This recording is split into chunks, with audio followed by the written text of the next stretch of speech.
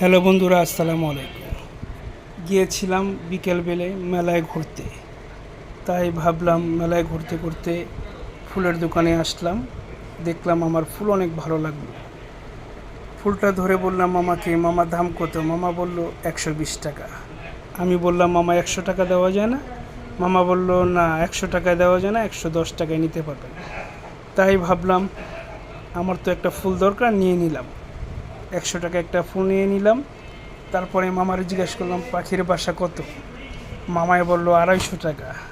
আমি 150 টাকা বললাম, 250 টাকায় দিবে, 150 টাকায় নিয়ে নিলাম। মামায় বলল যে 150 টাকায়, আচ্ছা নেন। তারপর আমি 150 টাকায় নিয়ে নিলাম।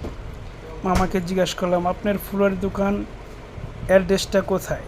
তে মামা বলল আমার ফুলের দোকানের অ্যাড্রেস কামরাঙ্গীর চর, বেরিবাঁধের সাথে। তো ফুলের দোকান থেকে ফুল নিয়ে নিলাম। ফুল নিয়ে বাসায় চলে গেলাম।